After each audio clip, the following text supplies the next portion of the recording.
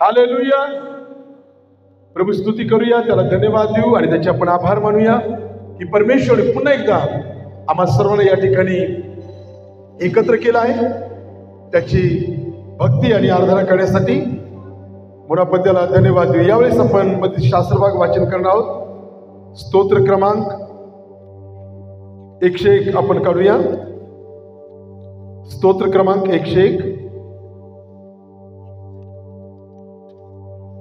आणि त्याची 1 ते 8 वचनं आपण आळीपाळीने वाचन करणार आहोत. स्तोत्र 101 आणि त्याचे काही वचनं आपण आळीपाळीने वाचन करणार आहोत.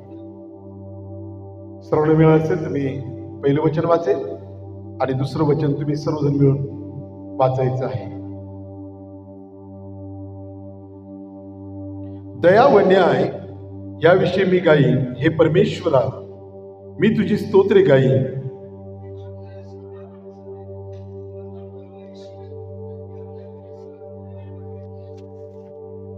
मी अनुचित गोष्टी आपल्या नेत्रासमोर येऊ देणार नाही. अनाचारांचा मी तिरस्कार करतो, तो मला बिलगणार नाही.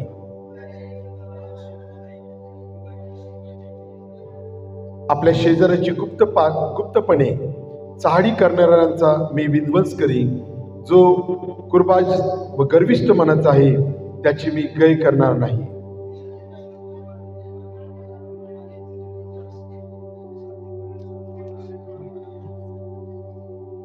कपट करणाऱ्याला माझ्या घरात थारा मिळणार नाही.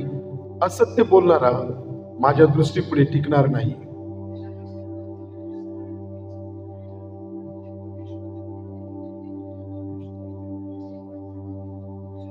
आम्ही देवबाप करो आणि वाचलेले वचन आम्हा प्रत्येककरता तो आशीर्वादाची करो.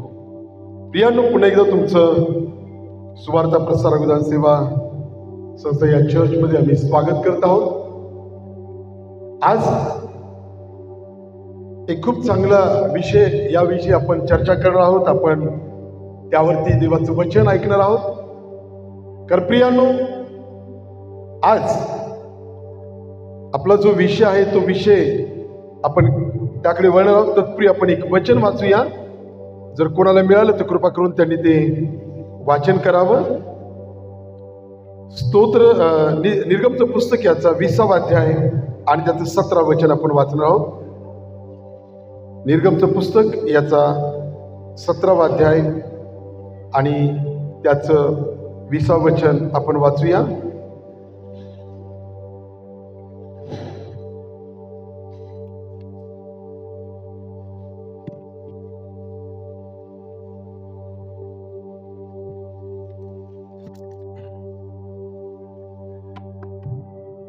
आपल्या शेजाऱ्याच्या घराचा लोभ धरू नको.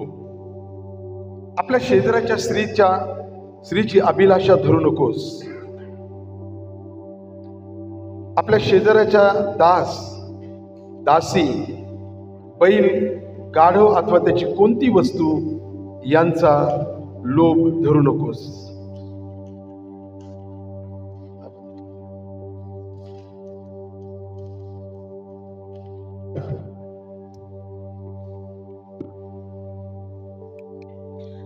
या ठिकाणी आम्ही पाहत आहोत की आपल्या शेजाऱ्याच्या घराचा, थोडा आवाज वाढव, आपल्या शेजाऱ्याच्या घराचा लोभ धरू नको आणि आपल्या शेजाऱ्याच्या स्त्रीची अभिलाषा धरू नको. आपल्या शेजाऱ्याचा दासी, बैल, गाढव अथवा त्याची कोणती वस्तू यांचा लोभ धरू नकोस. आता काही लोक असं म्हणतील की आपल्या शेजाऱ्याच्या स्त्रीचा, दासीचा, बैलाचा, गाढवाचा या वस्तूंचा लोभ धरू नकोस. परंतु पुढे एक स्पेसिफिक एक शब्द आलेला आहे की कोणती वस्तू म्हणजे आमच्या शेजाऱ्याचा किंवा आमच्या बरोबर असल्याच्या कुठल्याही वस्तूचा आम्हाला लोभ धरायचा नाही, ज्याला इंग्लिशमध्ये ग्रीड म्हटलं आहे. है ना? ज्याला आपण म्हणतो की लालसा, म्हणजे ज्याला आपण पाहतो की लस्ट म्हटलेलं आहे. पवित्र शास्त्र बायबल आमच्याशी आज बोलत आहे आणि या वचनावरती आपण आज चिंतन आणि मनन करत असताना देवाला आपण धन्यवाद देऊया आणि त्याचं गौरव करूया, की कारण देवाचं वचन आजचा जो आपला विषय आहे, तू कोणत्याही वस्तूचा लोभ धरू नको. आजचा आपला जो विषय आहे तो आहे, तू कोणत्याही वस्तूचा लोभ धरू नकोस. प्रियांनो, आम्ही पाहतो की आज लोभ ह्या गोष्टीचा जर आम्ही विचार केला, किंवा एखाद्या गोष्टीचा लोभ किंवा अभिलाषा याकडे जर आपण पाहिलं, तर पवित्र शास्त्रामध्ये सांगते, त्यापेक्षा लोभ म्हणजे आहे त्यापेक्षा अधिक मिळवण्याची खटपट करणं. लोभ म्हणजे पुरेल इतकं आहे परंतु अजून स्टॉक करणं किंवा अजून मिळवणं, किंवा इतरांच्या हिसकावून घेणं, किंवा इतरांना एक प्रकारे त्यांच्याकडे आहे मग ते माझ्याकडे पाहिजे, त्यासाठी काही करायची वेळ आली तरी मी करेल, परंतु त्या गोष्टी मला गरजेच्या आहेत. प्रियांनो, पवित्र शास्त्रामध्ये आम्ही पाहतो की दुसरे राजे याचा 5वा अध्याय, आणि त्यामध्ये जर आम्ही पाहिलं तर नामान या कोड्याविषयी आम्हाला पाहायला मिळतं. नामान एक कोडी होता, आणि नामान जो आहे तो एका आरामाच्या राजाचा सेनापती होता. ही गोष्ट आम्ही संडे स्कूल पासून ऐकत आहोत. ते गाणं आम्ही बऱ्याच वेळा गुणगुणतो. अलाइशा की बात मानकर नामान ने डुबकी लगाई रे बाबा, डुबकी लगाई. आणि मग त्याचं कोड नाहीस झालं. या सगळ्या गोष्टी आम्हाला माहित आहे, त्यावर मी काय तुम्हाला बोलणार नाही. परंतु एक जे वचन आहे ते या ठिकाणी 15वं वचन आहे, दुसरे राजे याचा 5वा अध्याय आणि त्याचं 15वं वचन. त्यामध्ये तो म्हणतो, नंतर तो बरोबरची सर्व मंडळी घेऊन देवाच्या माणसाकडे परत गेला व त्याच्या समोर उभा राहून म्हणाला, अखिल पृथ्वीत इस्रायला बाहेर देव नाही हे मला आता कळून आले आहे, तर आता आपल्या सेवकाचा नजराणा स्वीकारा. या ठिकाणी मी पाहत आहोत की ज्या वेळेस नामान कोडी हा बरा झाला, त्याचं कोड पूर्णपणे शुद्ध झालं आणि एखाद्या लहान लेकरासारखी त्याची त्वचा झाली. आणि मग या सेनापतीने अलिशाकडे तो आपल्या लोकांसमोर गेलेला आहे, आणि त्या ठिकाणी तो त्याला विनंती करत आहे की कृपया हे जे माझं बक्षीस आहे, किंवा तुम्ही मला बरं केलं म्हणून हे काही नजरानं तुम्ही घ्या. प्रियांनो, आम्ही पाहतो की या ठिकाणी जी घटना आहे, आजचा सेवक किंवा आजच्या आधुनिक अलिशा आणि जर आम्ही आधुनिक एखादा नामान जर यांना समोर ठेवलं आणि त्याने जर काही देण्याचा विचार केला, मला वाटतं त्याने देण्या अगोदर आपले लोक आपली कर्म कहाणी सांगतात. आम्हाला हे पाहिजे, आम्हाला ते पाहिजे, असं करायचं तसं करायचं, म्हणजे आम्हाला माहिती तो देणार आहे, पण त्या अगोदर आम्ही आमच्या डिमांड्स त्याच्या समोर ठेवतो आणि त्याच्याकडनं काहीतरी मिळण्याची अपेक्षा करतो. आजचा पालक म्हणा, आजची सेवक सेविका म्हणा, आजचा देवाचा दास दासी म्हणा, निस्वार्थ सेवा करणारे लोक आज फार कमी आहेत. मी म्हणत नाही, परंतु फार कमी आहेत.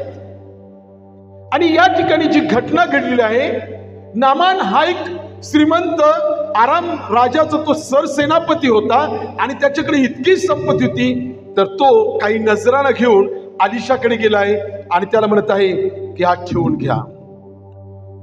16व्या वचनामध्ये त्या ठिकाणी अलिशा त्याला म्हणत आहे, तो म्हणाला, ज्या परमेश्वराच्या हुजरास मी असतो त्याच्या जीविताची शपथ मी काही एक घेणार नाही, त्याने त्यास पुष्कळ आग्रह केला तरी तो काही घेना. या ठिकाणी मी पाहतो की ज्या वेळेस हा नामान, आता तो कोणी नाही, आता तो बरा झाला, त्याला कोणी म्हणायचं नाही. यार्देन नदीमध्ये डुबकी लावण्यापूर्वी तो कोणी होता? तो त्याच्या देशातनं जेव्हा इस्रायलमध्ये आला तोपर्यंत तो कोणी होता. त्या यार्देन नदीमध्ये डुबकी मारण्यापूर्वी तो कोणी होता. पण ज्या वेळेस त्याने अलिशाची बातमी, अलिशाचा शब्द ऐकला आणि त्याप्रमाणे कृती केली, त्यावेळेस आम्हाला पाहायला मिळतं की तो त्या नदीतनं 7 वेळा डुबकी मारल्यानंतर 7व्या वेळी जेव्हा तो बाहेर आला तेव्हा त्याला त्याचं कोड गेलेलं दिसलं आणि त्याने देवाला धन्यवाद दिला. आणि तो म्हणत आहे की आता मला कळून आलं आहे की तो म्हणतो अखिल पृथ्वीत इस्रायला बाहेर देव नाहीये. जो देव आहे त्या देवासारखा दुसरा देवच नाही आणि तोच खरा देव आहे आणि तोच जिवंत देव आहे. त्याने स्तुती केली, सगळं केलं आणि अलिशाला तो काही भेट देते तेव्हा अलिशाने ते नाकारलं. आणि ते नाकारल्यानंतर तेव्हा नामानने त्याला एक विनंती केली आणि नामान अलिशाला म्हणत आहे की 17व्या वचनामध्ये, तेव्हा नामान म्हणाला एवढी तरी निदान कृपा करा की आपल्या दासाला 2 खेचरांच्या ओझ्यांची माती द्या, कारण यापुढे आपला सेवक परमेश्वराशिवाय कोणत्याही देवास होमबली अर्पणार नाही की यज्ञ करणार नाही. Hallelujah, hallelujah, praise the Lord. प्रियांनो, या ठिकाणी हा नामान जो आहे तो अलिशाला म्हणतो ठीक आहे, तुम्ही काही घेत नाही. आणि जर कदाचित अलिशाने नामानाचा आणलेला नजराणा किंवा नामानाकडे येणारा पैसा किंवा धनसंपत्ती किंवा जे काही त्याने आणलं असतं ते जर अलिशाने घेतलं असतं तर नामान त्याच्या देशात किंवा इतर लोकांना म्हटलं असतं मी बरा झालो पण मी खूप दान दिलं, मी खूप पैसा दिला, फुकट नाही आलो. आणि त्याला देवाबद्दलचं महत्व कळालं नसतं. आणि म्हणून प्रियानो, अलिशाने त्याचा नजराणा घेण्याचं त्याने नाकारलं, त्याने ते स्वीकारलं नाही.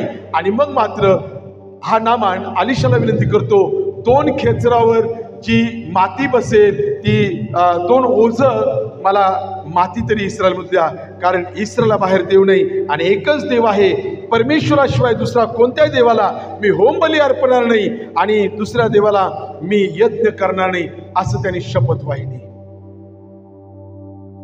प्रियांनो, ज्या वेळेस अलिशाचा निरोप घेऊन हा नामान आणि त्याची सर्व फलटण निघालेली आहे आणि मग आम्ही 20व्या वचनाकडे वळतो. 20वं वचन आम्हाला सांगतं, इकडे देवाचा माणूस अलिशा याचा चाकर गेहजी याने विचार केला की आरामी नामानाने आणलेला नजराणा माझ्या धनाने न घेऊन त्याचवर दया केली. परमेश्वराच्या जीविताची शपथ, मी त्याच्या मागून धावत जाऊन त्याच्यापासून काहीतरी घेतोच. पहा प्रियांनो, या ठिकाणी आम्हाला पाहायला मिळतं हा नामान जो आहे त्याचा असिस्टंट होता आणि त्याचं नाव आहे गेहजी. आणि हा गेहजीने पाहिलं की आपला बाळक, आपला सेवक किंवा आपला दास या व्यक्तीने आणलेला नजराणा जर घेतला असता तर किती बरं झालं असतं. आणि प्रियांनो, त्याच्यामध्ये ती लालच तयार झाली, त्याच्यामध्ये तो लोभीपणा आम्हाला पाहायला मिळतो. त्याच्या मनामध्ये त्या धनाविषयी एक प्रकारे लालसा निर्माण झालेली आहे. आणि प्रियांनो, जर आम्ही पाहिलं की लुकाचं शुभ वर्तमान याचा 12वा अध्याय आणि 15व्या वचनामध्ये देवाचं वचन आम्हाला सांगतं, आणखी त्याने त्याला म्हटले सांभाळ, सर्व प्रकारच्या लोभापासून दूर राहा, कारण कोणाजवळ पुष्कळ संपत्ती असली तर ती त्याचं जीवन होते असे नाही. प्रियांनो, पवित्र शास्त्र बायबल आम्हाला सांगतं की तो म्हणतो सांभाळा, सर्व प्रकारच्या लोभापासून दूर राहा, कारण कोणाजवळ पुष्कळ संपत्ती असली तर ती त्याचं जीवन होतं असं नाही. अनेक दानशूर लोक आहेत. जर मी रतन टाटाबद्दल पाहिलं तर त्याच्या कमाईचा 60% तो गोरगरिबांना दान धर्म करतो. नाना पाटेकर जर मी पाहिलं, जो सिनेमामध्ये ऍक्टिंग करतो, तो त्याचं 90% जे कमाई आहे ती गोरगरिबांवर खर्च करतो. कोलगेट वाला जो आहे, कोलगेट कंपनीचा मालक, तो 90% सर्व संपत्ती देवाच्या कार्याला देतो आणि 10% त्याला ठेवतो. पुष्कळ दानशूर लोक आहेत प्रियानो. आणि या ठिकाणी वचन आम्हाला सांगतं की आमची संपत्ती आमचं जीवन होऊ शकत नाही. असं जर असतं तर कुणीच मेलं नसतं, कमीत कमी श्रीमंत तरी मेले नसते. अंबानी, अडाणी, रतन टाटा किंवा जे काही मिलियन आणि बिलियनियर आहेत ते मेले नसते, कारण त्यांनी त्यांच्या पैशाने ते जगले असते. परंतु प्रियानो, पैसा आम्हाला वाचू शकत नाही, आमचं धन आम्हाला वाचू शकत नाही. आणि म्हणून प्रियानो, आज या ठिकाणी मनुष्याचं पतन होण्याचं जे कारण आहे ते म्हणजे पैसा, ती म्हणजे संपत्ती. आणि प्रियानो, मी पाहतो की जीवनाकडे पाहण्याचा जो दृष्टिकोन आहे तो दृष्टिकोन, चुकीचा दृष्टिकोन यामधून व्यक्त होत आहे. आज अनेक लोक पैसा मिळवण्यासाठी कितीतरी खटपट, कितीतरी उलटे सुलटे कामं करतात, कितीतरी चुकीचे कामं करतात. परंतु प्रियानो, बायबल आम्हाला सांगतं पैशाने सर्व काही विकत घेता येत नाही. तर देवाबरोबर आपले जर चांगले संबंध असले, देवाबरोबर आपले चांगले रिलेशन असलं, देवाबरोबर आपले चांगले संबंध असले, तर हीच खरी संपत्ती आहे असं देवाचा सेवक म्हणतो. Hallelujah, praise the Lord, hallelujah. आज देवाचं वचन या ठिकाणी मी पाहतो, लालच किती वाईट आहे, लालच किती भयंकर आहे, लोभ किती भयंकर आहे. वचन सांगतं आपल्या शेजाऱ्याचा, आपल्या शेजाऱ्याच्या स्त्रीचा, आपले दास दासी किंवा बैल किंवा कोणतीही वस्तू याचा लोभ धरू नको. आज आम्ही तेच करत आहोत, आम्ही तेच प्रकारे लोभी जीवन जगत आहोत, आमची तृप्ती होत नाही. हग्गईच्या पुस्तकामध्ये असं म्हटलं आहे, तो म्हणतो मजुरीने कष्ट करून पैसा कमवतो आणि जणू काय एखाद्या पिशवीला भोक्स पडला आहे आणि त्या वरून तो पैसे टाकतो आणि त्या भोक्षामधून पैसे खाली पडून जातात, असं तो जीवन जगतो. तो म्हणतो तुम्ही पुष्कळ कपडे घालता पण तुम्हाला उभे येत नाही, तुम्ही पुष्कळ पेरणी करता पण तुमच्या हाती थोडकच लागतं, तुम्ही खाता पण तुमची तृप्ती होत नाही. आज लालच इतकं भयंकर प्रकार आहे, लोभ इतका भयंकर प्रकार आहे. आणि म्हणून देवाचं सांगतं की आमचे जर देवाबरोबर योग्य संबंध असले तर तेच आमचं खरं धन आहे, तीच खरी आमची संपत्ती आहे. लोभामुळे एखादी गोष्ट आम्हाला प्राप्त करण्यासाठी मनुष्य अनेक मोठमोठ्या एक प्रकारचे पाप करतो आणि परमेश्वरापासून तो दूर जातो. प्रियानो, आज देवाचं वचन जर आम्ही पाहिलं तर असं म्हणतंय की दुर्जन आपल्या मनातील हवेची शेखे मिरवतो, लोभिष्ठ मनुष्य परमेश्वराचा त्याग करून त्याला तुच्छ मानितो. काही लोक इतके व्यस्त आहेत चुकीच्या कामामध्ये, काही लोक लोभ, लालच, ज्याला ग्रीड म्हटलं आहे, त्याच्यामध्ये इतके ते मग्न आहेत तर त्यांना देवाचं वचन किंवा देवाचा शब्द ऐकायला मिळत नाही. आणि काही काहीतरी इतके बहादूर हुशार आहेत.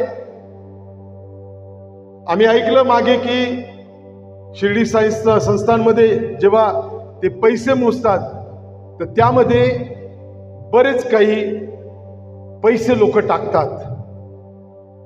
अनेक मोठमोठ्या चर्चेसमध्ये जेव्हा अर्पण होतं त्यामध्ये लोक येतात, मोठमोठे दानं टाकतात, काही लोक चेक देतात, काही लोक सोनं देतात, काही लोक म्हणतात की आमचं नाव जाहीर करा.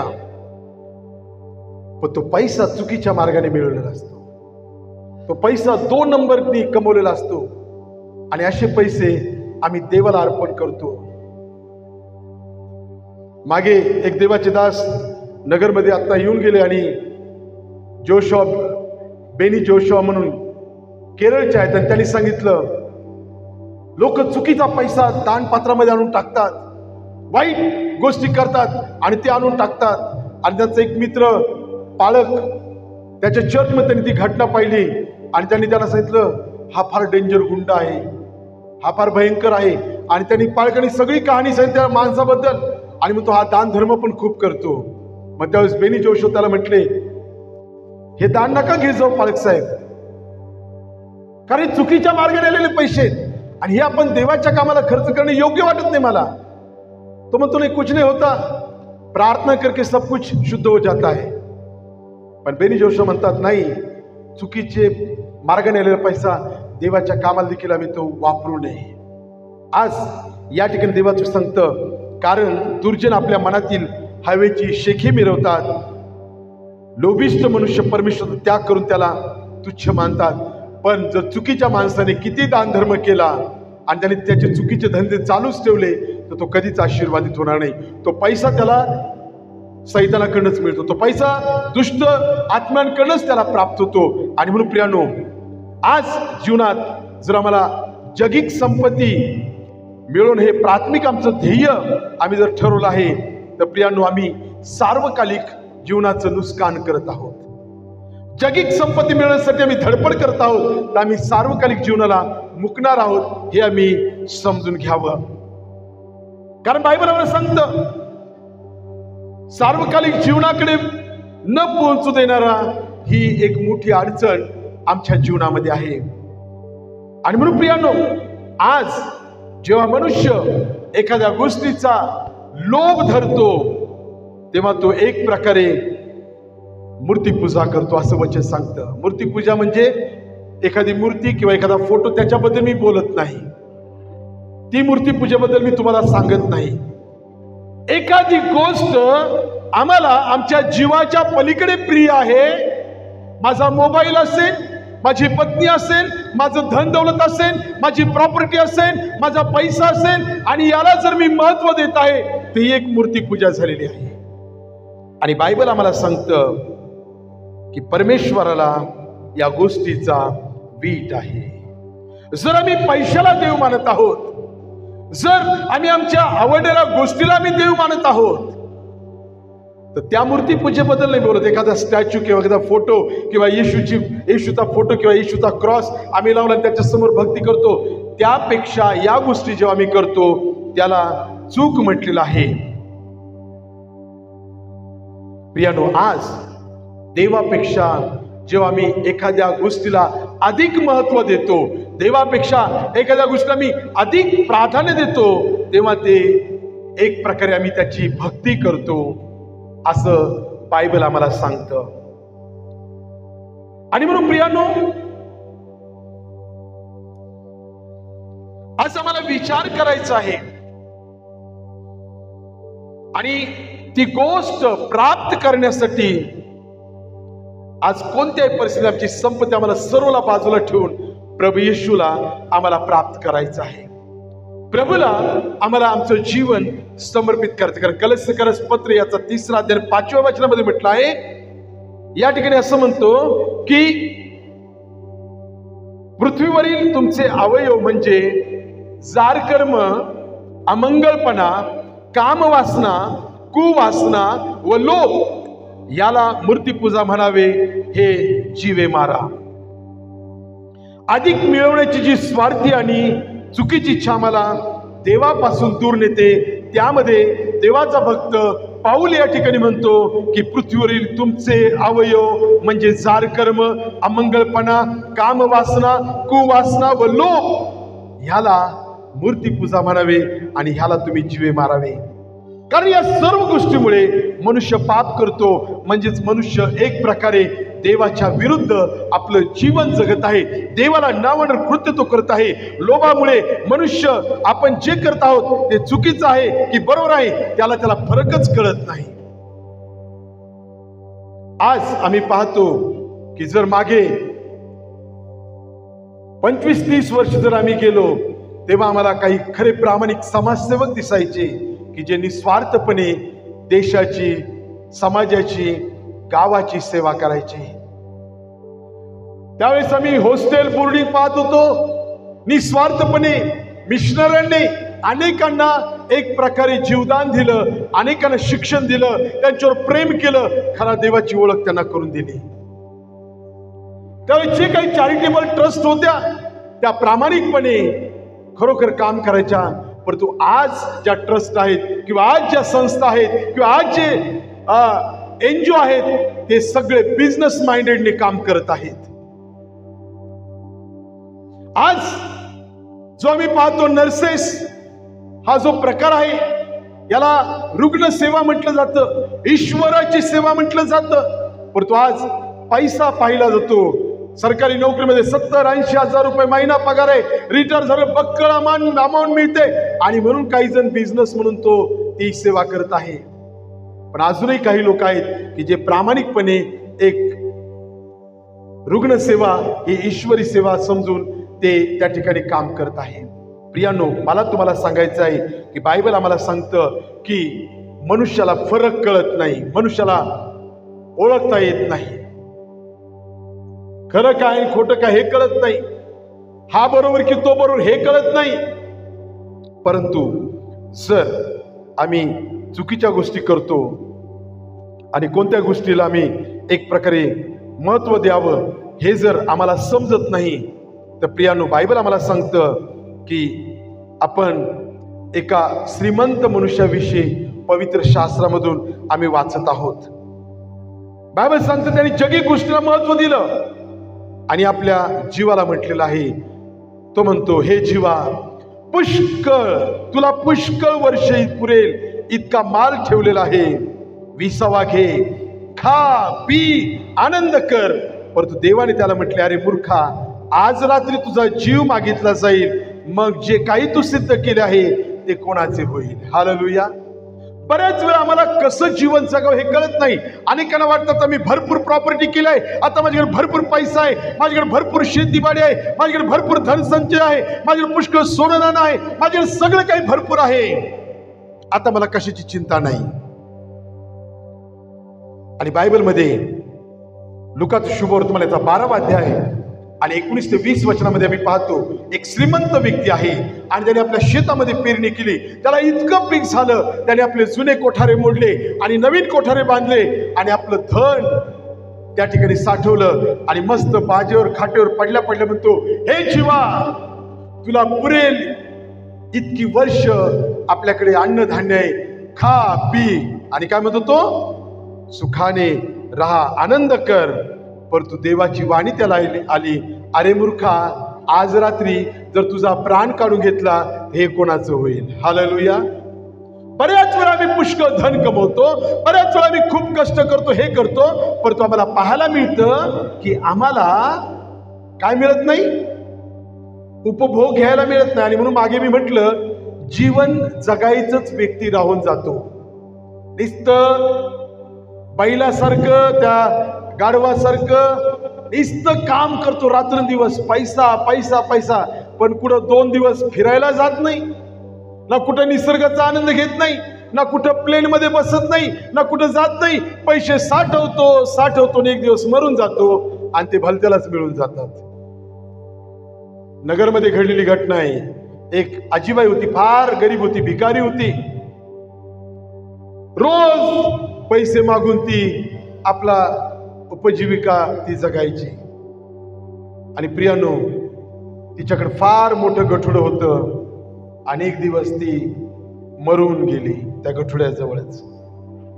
आणि जेव्हा पोलीस आले, त्यांनी तिला उचललं, ते गठुडं खोलून पाहिलं तर त्याच्यामध्ये लाखाने पैसे निघाले. सांगायचं तात्पर्य एकच, आज आम्ही काय केलं पाहिजे. म्हणून धनसंपत्ती साठवण्याकडे नाही तर देवाच्या वचनाकडे आम्हाला लक्ष लावायचंय. आमची धनसंपत्ती ही पृथ्वीवर नाही तर आम्हाला स्वर्गात साठवायची आहे. हालेलुया. असं म्हटलं, पृथ्वीवर त्याला गंज लागेल, चोरी करून घेऊन जाईल, आणि म्हणून आपल्यासाठी आपली संपत्ती स्वर्गात साठवा. तिथं चोर नाही की तिथं काही गंज लागत नाही. आणि म्हणून वचन आम्हाला सांगतं, आपलं धन स्वर्गात साठवा, जिथं तुमचं धन तिथं तुमचं मन. प्रियानो, लोभ मनुष्याला एक प्रकारे दया, कळवळा आणि भावनांपासून दूर नेतो. लोभी व्यक्ती पहा, आपण म्हणतो ना, जर बिल आले डॉक्टरचे एवढे मोठमोठे तर भरावाच लागतात ते. आपण बाहेर जाऊन तळतळ करतो नाही का, किती कसायाच्या वर हे डॉक्टर लोक आम्हाला लुटत आहे. खूप भयंकर परिस्थिती. जो लोभी मनुष्य असतो ना, त्याला कुणाची दयामाया येत नाही, आपल्या आईबापालाही सोडत नाही तो. पोलिसांच्या बाबतीमध्ये तीच घटना आहे. किती ओळख, किती जवळचा असू द्या, तो सांगतो नाही, साहेबांनी सांगितलंय.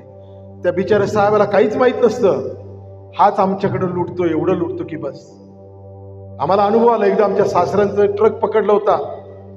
आमचे सख्खे नातेवाईक होते आणि ते त्याला सांगते, दीपक माझा जावई आणि तुम्ही त्यांचे नातेवाईक आज जवळचे, मी त्यांचा सासरा आहे. त्या बहादरनी काय ऐकलं नाही, म्हणे साहेबांनी सांगितलं घेऊनच जावं लागेल. आणि तिथं नेलं तर त्या साहेबाला काहीच माहित नव्हतं. याने जाऊन सांगितलं ही ट्रक वाळू वाहती आणि हिला मी पकडलं. प्रियानो, आमचे सासरे फार वैतागले, म्हणे काय जवळचा नातेवाईक असून काही फायदा नाहीये. लोभ ज्या व्यक्तीमध्ये आहे त्याला माणसाची किंवा व्यक्तीची दयामाया येत नाही. तो कसाईच आहे. लोभाला दुसरं नाव आपण दिलं कसाई तरी काही वावगं ठरणार नाही. हालेलुया.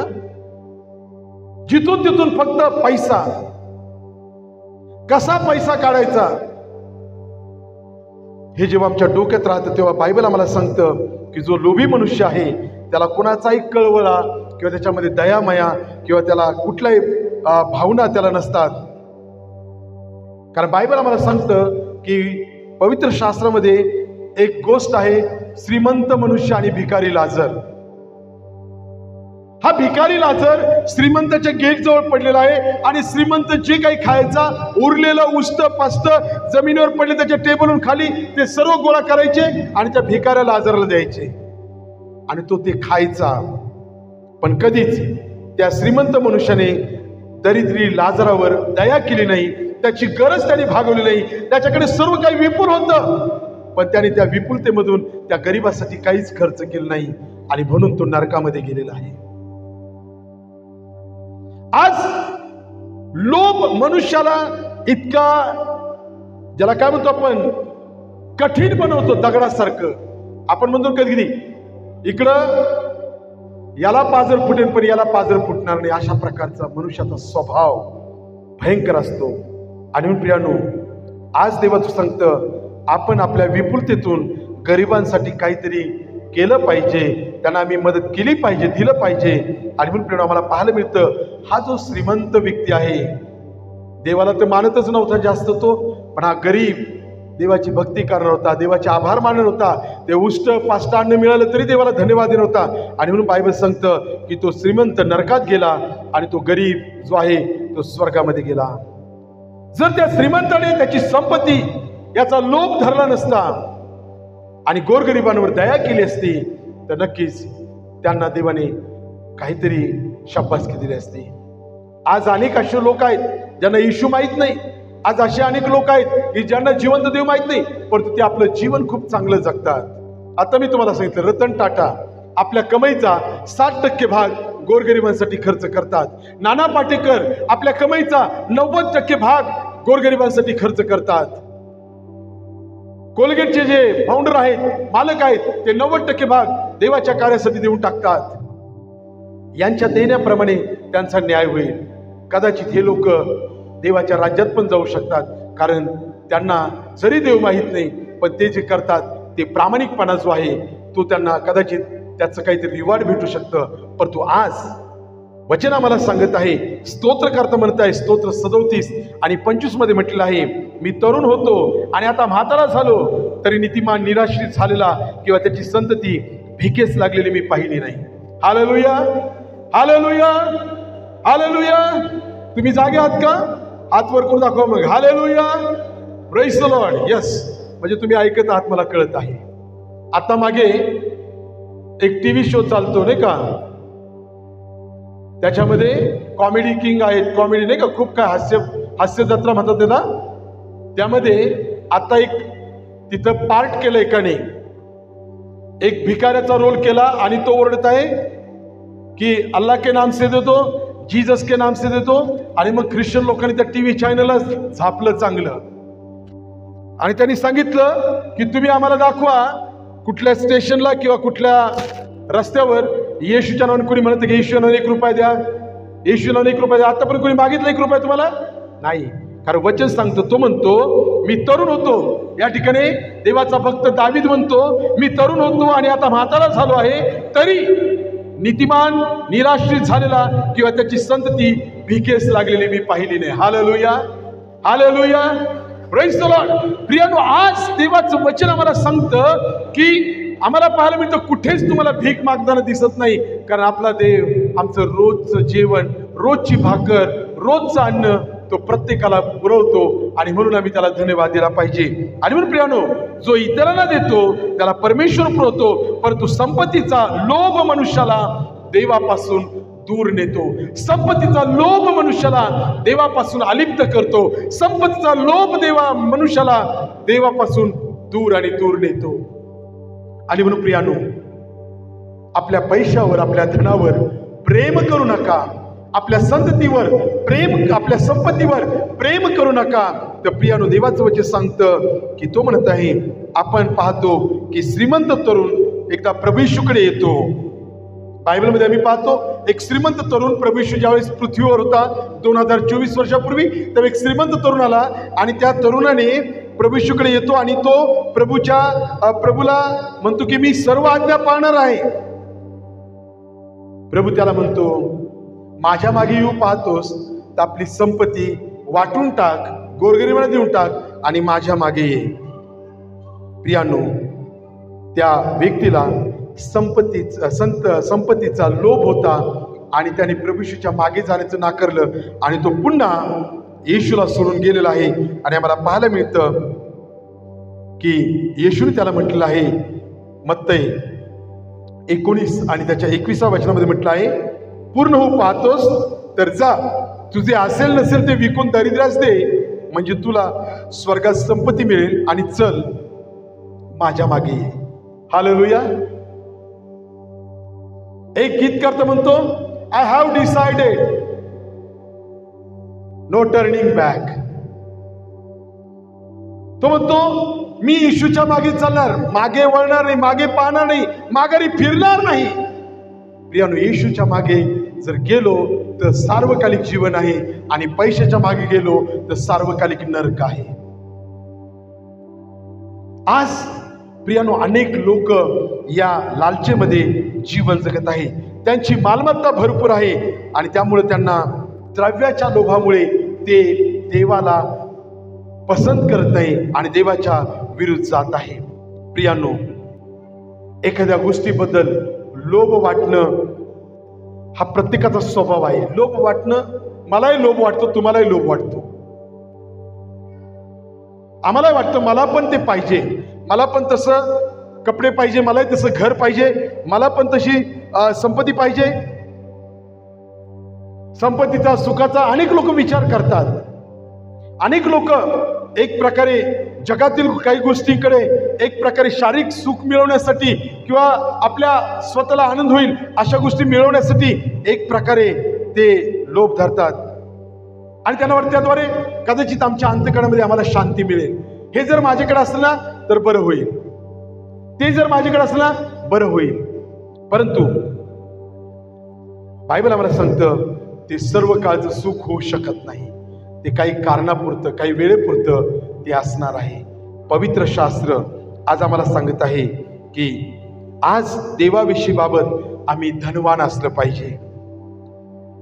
देवाविषयी बाबत आम्ही धनवान होण्यासाठी खर्च केलं पाहिजे. आज देवाचं राज्य आणि त्याची धार्मिकता मिळवणं यासाठी आम्ही प्रत्येकाने अंतःकरणापासून स्वार्थी वृत्ती बाजूला केली पाहिजे आणि देवाला आम्ही आमचं जीवन दिलं पाहिजे. प्रियांनो, आज देवाचं वचन सांगतं की तू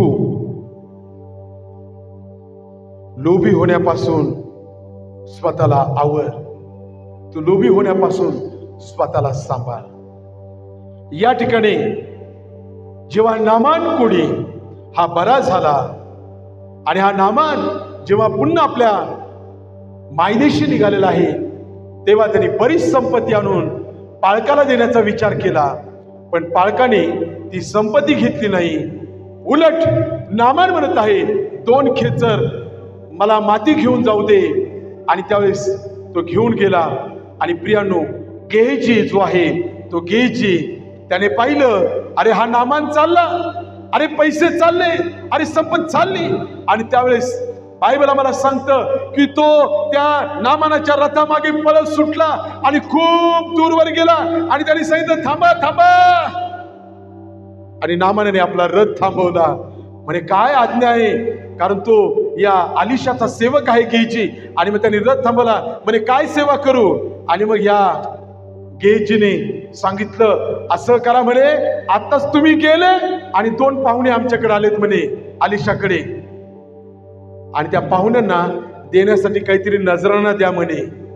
आणि मग आम्हाला पाहायला मिळतं की त्या ठिकाणी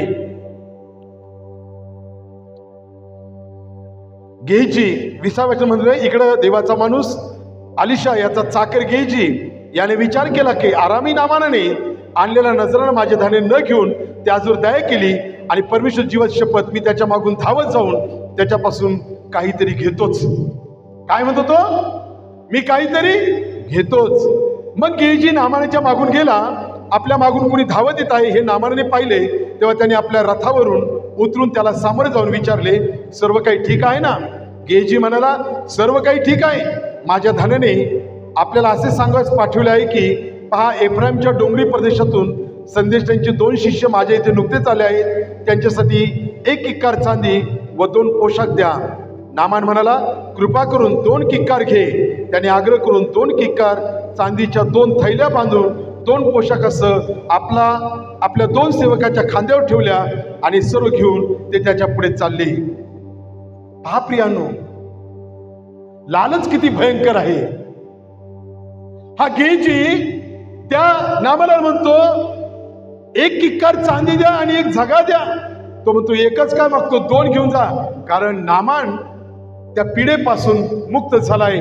आणि मग नामानाने आपले 2 चाकर दिले. म्हणजे ते वजन पहा, त्या थैल्या त्या 2 चाकरे खांद्यावर घेतल्या आणि हा पुढे चालला आणि त्याच्या मागून हे 2 चाकर ते संपत्ती घेऊन चाललेले आहेत. प्रियांनो, आम्हाला पाहायला मिळतं की असं म्हटलं आहे, तो टेकडीवर नजीक येऊन पोहोचला तेव्हा त्याने त्या वस्तू त्यांच्या हातून घेऊन आपल्या घरी ठेवून दिल्या आणि त्या मनुष्यात जा म्हणून सांगितले. मग ते निघून गेले. आता गेजीला वाटलं बरं झालं, है ना. लालच बहुत बुरी आदत होती है ना.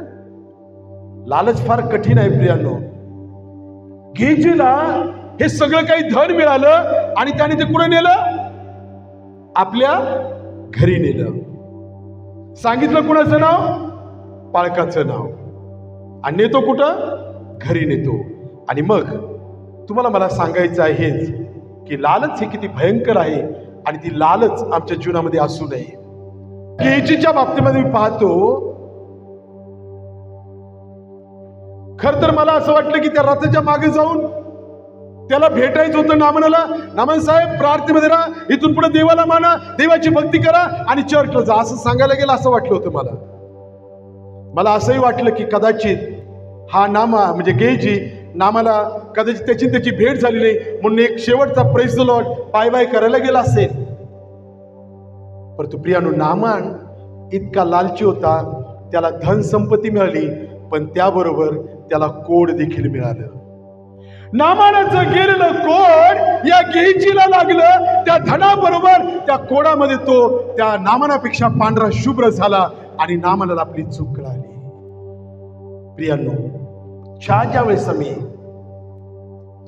आम्ही देवाच्या बाबतीमध्ये अविश्वास दाखवतो, ज्या वेळेस आम्ही चुकीच्या मार्गाने पैसा कमवण्याचा प्रयत्न करतो, ज्या वेळेस आम्ही चुकीच्या मार्गाने जातो, त्यावेळेस फक्त ते धनच किंवा तेच मिळत नाही, त्याच्याबरोबर अजून बोनस, अजून सळई आपण ज्याला म्हणतो है ना, ज्याला आपण म्हणतो धार, दूधवाला 1 लिटरचं माप टाकतो आणि परत थोडं बुडवतो आणि अजून टाकतो. ते मिळालं जरा बरं वाटतं, पण ते आम्हाला कळत नाही. अगोदरच्या मापामध्ये थोडं दूध कमी असतं पण पटकन टाकतो आणि तेवढंच तो देतो, तेवढंच देतो.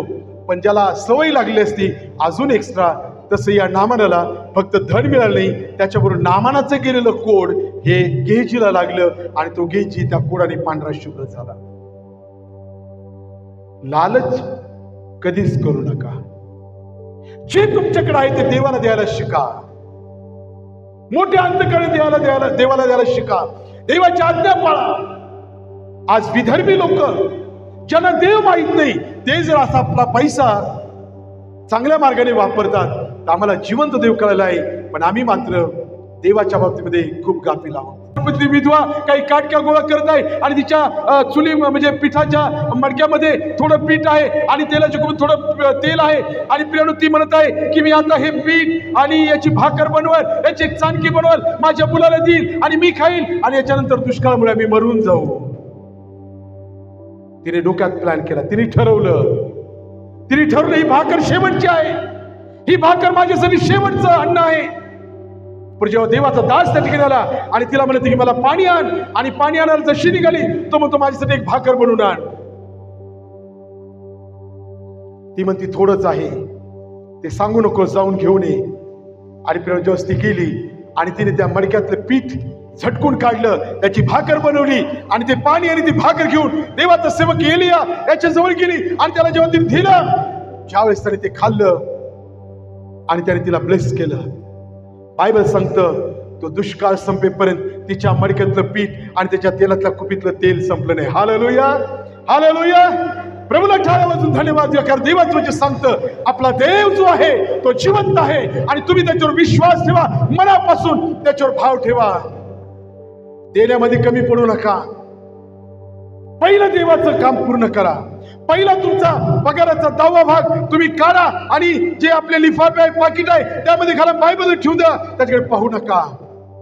देवाला द्या प्रियानो, नक्कीच देव तुमचा ऋणी राहणार नाही. आणि देत नाही तर बाकीच्या गोष्टी त्याबरोबर आम्हाला मिळणार आहेत. त्या गोष्टी आम्हाला मिळू नयेत. गेजीने लालच धरली आणि ते धन तो घेऊन आला, त्या धनाबरोबर तो रोग घेऊन आला आणि संपूर्ण ते कोड त्याच्या शरीराला लागलेला आहे.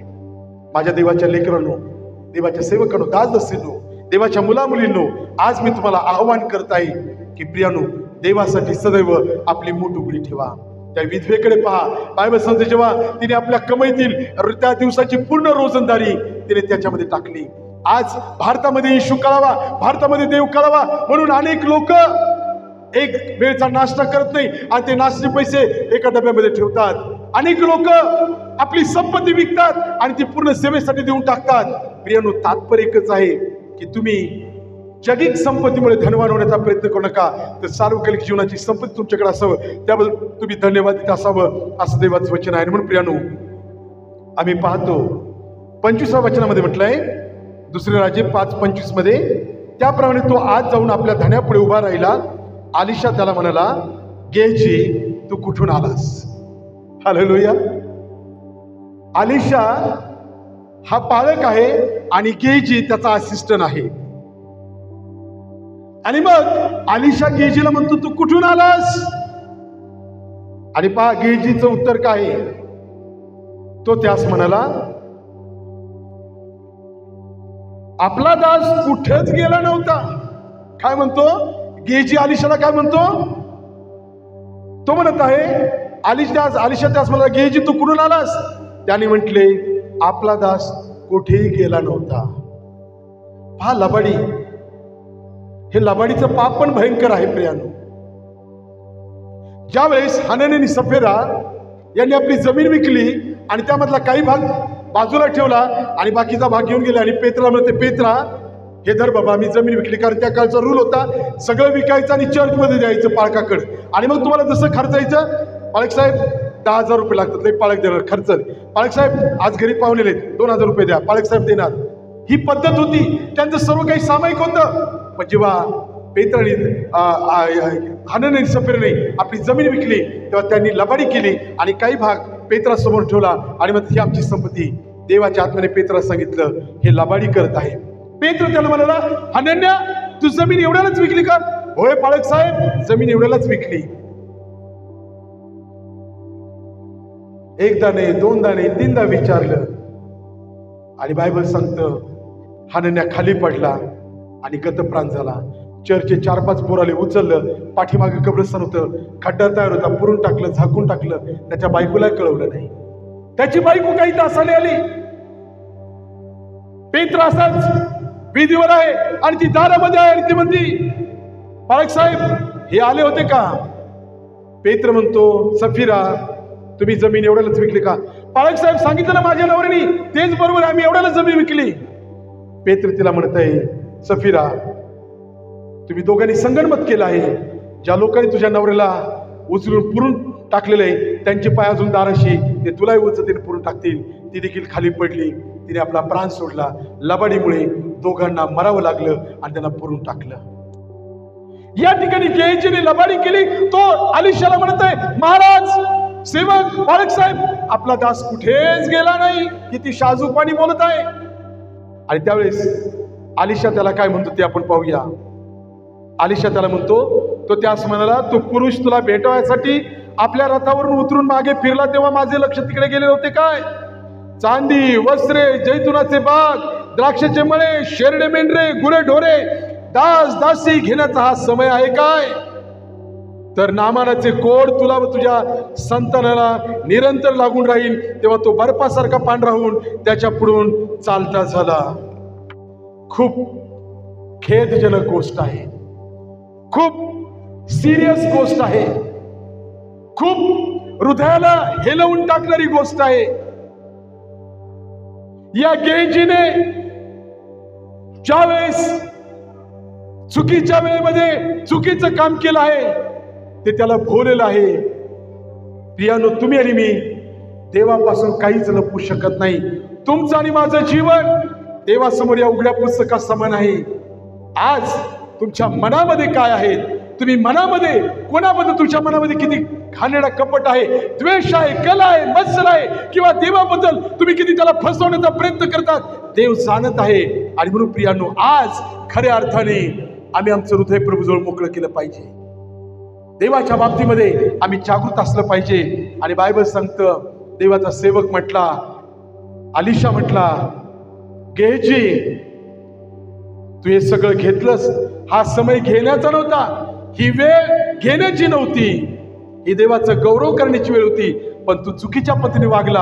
आता तुला याबरोबर नामानाचं कोड पण तुला घे. आणि जसाही देवाचा सेवक म्हटला, लगेचच नामानचं कोड त्या गेहजीवर उतरलं आणि तो बर्फासारखा पांढरा झाला. आणि वचन सांगतं, फक्त नामान नाही, तर वचनात काय म्हटलं, नीट पहा, नीट ऐका. असं म्हटलं आहे, तर नामानाचं कोड तुला व तुझ्या संतानाला निरंतर मी देऊन टाकत आहे. हालेलुया.